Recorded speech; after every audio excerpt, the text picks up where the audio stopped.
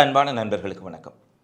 Saudi Arabia, துருக்கி, பாகிஸ்தான் இணைந்து மேற்கொண்ட ஒப்பந்தம் தான் இன்றைய நிலையில் உலகம் முழுவதும் பேசுபொருளாக மாறியிருக்கின்றது.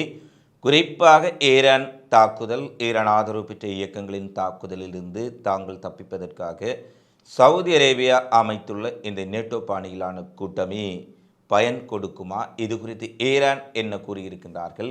இந்த கூட்டணி அமைக்கப்பட்டதன் பின்னர் பாகிஸ்தான், துருக்கி எப்படியான விடயங்களை கூறியிருக்கின்றார்கள்? மத்திய கிழக்கில் எவ்வாறான மாற்றங்கள் நிகழ்ந்திருக்கின்றன? அது சார்ந்து வெளியான ஏனைய உலக செய்திகளையும் உலகின் மிக முக்கியமான சம்பவங்களையும் இந்த காணொளியில் பார்க்கலாம்.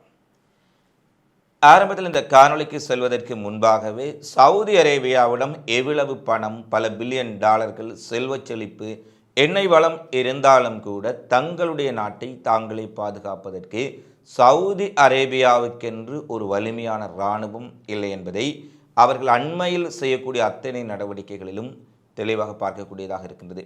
முட்டாள் எப்போதும் முட்டாள்தனமாக சிந்திப்பான் என்பதைப் போல இந்த பிராந்தியத்தில் இத்தனை மத்திய கிழக்கு நாடுகள் ஒன்றிணைந்தாலும், அமெரிக்கா இஸ்ரேல் இணைந்தாலும் கூட, அமெரிக்கா இஸ்ரேலும் ஒட்டுமொத்த மத்திய கிழக்கு நாடுகளும் இணைந்து கொண்டாலும் கூட ஈரானை இதுவரை இவர்களால் தோற்கடிக்க முடியாமல் இருப்பதற்கு பிரதான காரணமே ஈரான் இராணுவம் தங்களுடைய சொந்த குடிமக்களால் கட்டமைக்கப்பட்ட இராணுவம்.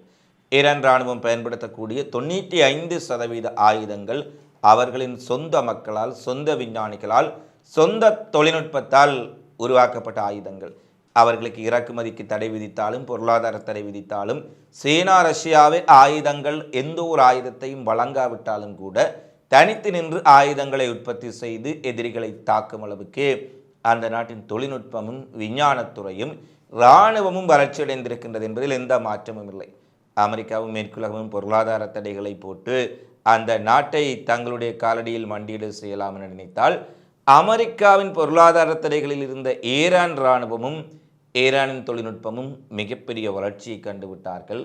அமெரிக்க ஆதரவில் அமெரிக்க தொழில்நுட்பத்தையும் ஆயுதங்களையும் அமெரிக்க இராணுவத்தையும் தங்களுடைய நாட்டில் இருக்கக்கூடிய அமெரிக்க தளங்களையும் நம்பிக்கொண்டிருந்த ஏனைய மத்திய கிழக்கு நாடுகள் தான் தற்போது திண்டாடி கொண்டிருக்கின்றார்கள் என்பதுதான் நிதர்சனம். எனவே எந்த ஒரு நாடும் இன்னொரு நாட்டினுடைய இராணுவத்தை நம்பி, இன்னொரு நாட்டினுடைய ஆயுதங்களை நம்பி, இன்னொரு நாட்டினுடைய தொழில்நுட்பங்களை நம்பி இருப்பார்களாக இருந்தால் அவர்கள் திடீரென ஒரு நாள் நடுத்தெருவில் விடப்படுவார்கள் என்பதற்கே இந்த மத்திய கிழக்கு நாடுகள் தான் மிகப்பெரிய உதாரணம்.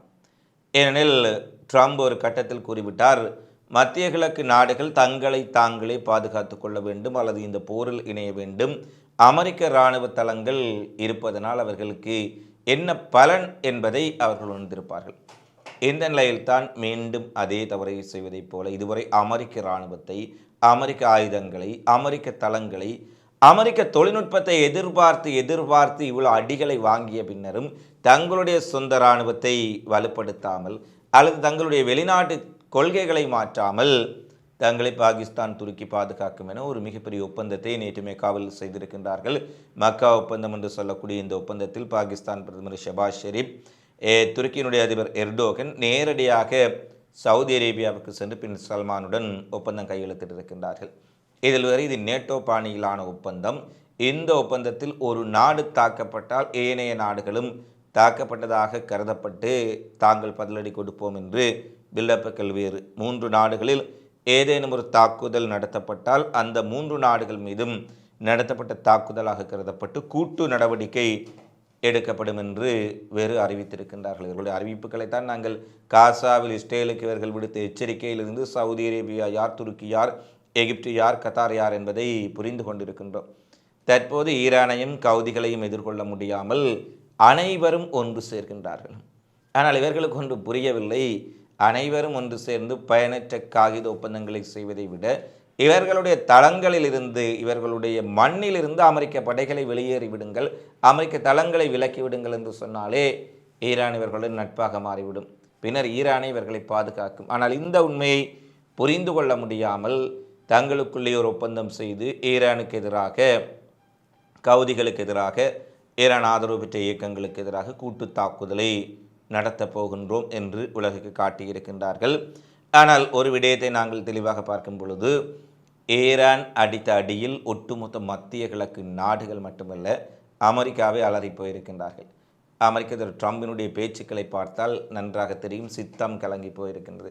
அவ்வளவு பெரிய வல்லரசு என்று கூடக்கூடிய அமெரிக்கா, அவ்வளவு பெரிய தொழில்நுட்ப பிரிவுகளையும் மொசாட்டையும் வைத்திருக்கக்கூடிய இஸ்ரேலே தடுமாறிக்கொண்டிருக்கின்றார்கள். அமெரிக்காவினுடைய பாதுகாப்பில் பணத்தை கொடுத்து அமெரிக்க படைகளை நம்பி இருக்கக்கூடியவர்கள் ஈரானை எதிர்ப்பதற்காக கூட்டணி அமைக்கின்றார்கள் என்றால் அது ஒரு விதத்தில் காமெடியாகத்தான் இருக்கின்றது. ஈரான் உடனடியாக குறிப்பிடுகின்றார்கள் இந்த இவர்களுடைய ஒப்பந்தம் குறித்தும் இவர்களுடைய கூட்டணி குறித்தும்.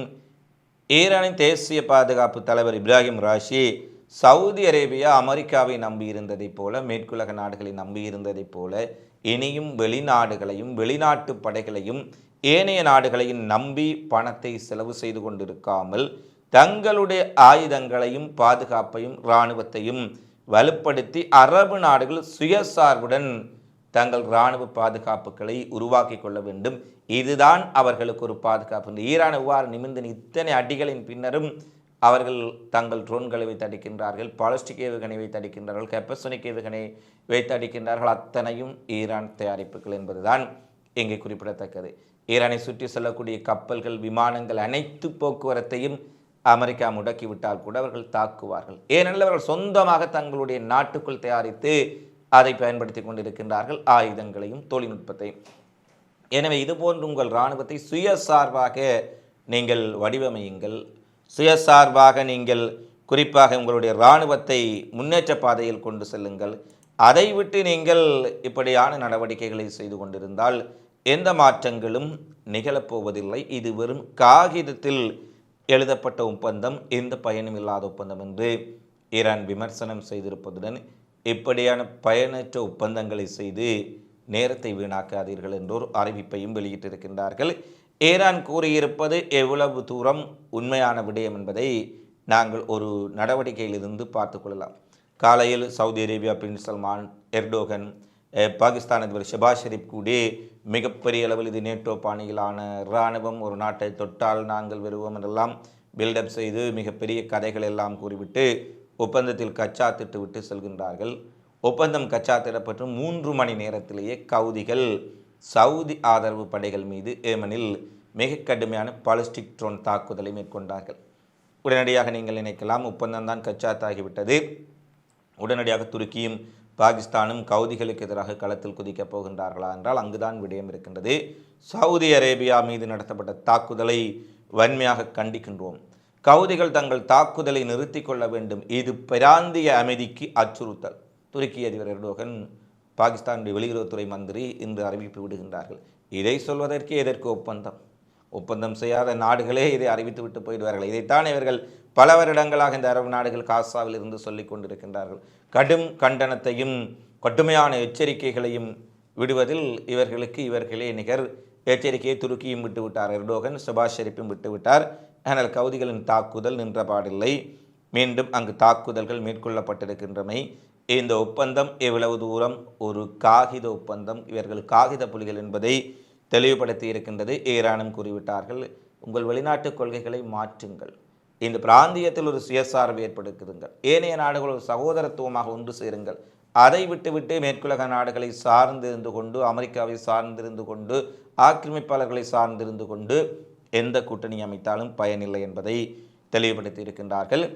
அடுத்து கார்முஸ் ஜலசந்தி விவகாரத்தில் ஈரானுக்கு ஒரு மிகப்பெரிய வெற்றி கிடைத்திருக்கின்றது. இதுவரை ஓமானும் ஈரானும் பேச்சுவார்த்தை நடத்தி கொண்டிருந்த சூழ்நிலையில் ஓமான் ஈரானிடையே ஒரு ஒப்பந்தம் ஏற்பட்டிருக்கின்றது. கார்முஸ் ஜலசந்தியை தங்கள் கட்டுப்பாட்டுக்குள் வைத்திருப்பது தொடர்பில் ஈரானும் ஓமானும் ஒரு புரிந்துணர்வு ஒப்பந்தத்தை எட்டியிருக்கின்றார்கள். அமெரிக்காவை இதில் உள்ளடக்காமல், அதான் மிக முக்கியமான முடியாது, அமெரிக்காவையோ அமெரிக்க ட்ரம்பையோ அவர்களுடைய கூட்டாளிகளையோ உள்ளடக்காமல் நேருக்கு நேர் பேச்சுவார்த்தை நடத்தி ஈரான் ஒரு பக்கம், ஓமான் ஒரு பக்கம், 2 பேரும் தான் இந்த கார்முஸ் கப்பல் போக்குவரத்தை வழிநடத்தப் போகின்றோம், நாங்கள் பார்த்து கொள்வோம் என்று ஈரான் பக்கம் ஓமான் சார்ந்திருக்கின்றார்கள். இது அமெரிக்காவுக்கு ஏற்பட்ட பின்னடைவு, ஈரானுக்கு கிடைத்த வெற்றி என்பதில் எந்த ஒரு மாற்று கருத்தும் இல்லை. அடுத்து சவுதி அரேபியாவுக்கு ஒரு மிகப்பெரிய அடி விழுந்திருக்கின்றது. 1985ஆம் ஆண்டுக்கு பிறகு முதன்முறையாக அமெரிக்கா சவுதி அரேபியாவிலிருந்து கச்சா எண்ணெய் இறக்குமதி செய்யவில்லை என்ற செய்தி வெளியாக இருக்கின்றது. ஈரானுடைய தாக்குதல்களால் கர்முஸ் நிலச்சந்தி மூடப்பட்டிருப்பதாலும் செங்கடலில் அன்சார் அல்லாஹ் கவுதிப்படை கடற்படை முற்றுகை அறிவித்திருப்பதாலும் அமெரிக்கா ஒரு நாளைக்கு 8 லட்சம் பீப்பாய்கள் எண்ணெயை சவுதியிடமிருந்து வாங்கிய சூழ்நிலையில் கடந்த ஒரு வார காலமாக இந்த எண்ணெய் வர்த்தகம் நிறுத்தப்பட்டிருக்கின்றது. பல பில்லியன் டாலர்கள் இழப்பை சவுதி அரேபியாவுக்கு கவுதிகளும் ஈரானும் ஏற்படுத்தி இருக்கின்றார்கள் என்ற செய்தி தற்போது வெளியாக இருக்கின்றது. ஜெர்மனியின் லெப்ஜிக் ஹாலே விமான நிலையத்தில் உக்ரைனினுடைய சரக்கு விமானம் ஒன்றுக்கு அருகே மிகப்பெரிய அளவிலான வெடிகுண்டுகளும் ட்ரோன்களும் கண்டுபிடிக்கப்பட்டிருப்பதால் ரஷ்ய அரசாங்கம் நேட்டோ நாடுகள் மீது நேரடி தாக்குதலை நடத்துவதற்கு தயாராக இருப்பதாகவும் விமான நிலையங்களை தாக்கி அந்த நாடுகளை ஸ்தம்பிக்க வைக்கும் நடவடிக்கைகளை மேற்கொள்ளலாம் என்ற ஒரு அவசர எச்சரிக்கையை அமெரிக்க உளவுத்துறை விடுத்திருக்கின்றார்கள்.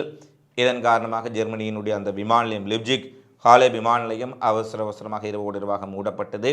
வரும் ஆண்டுகளில் ரஷ்யா வரையறுக்கப்பட்ட தாக்குதல்களை அல்லது உக்ரைனுக்கு உதவக்கூடிய நேட்டோ நாடுகளை முடக்க செய்யும் தாக்குதல்களை நடத்தலாம் என்ற எச்சரிக்கை அமெரிக்காவிடமிருந்து நேட்டோ நாடுகளுக்கு கிடைத்திருக்கின்றது.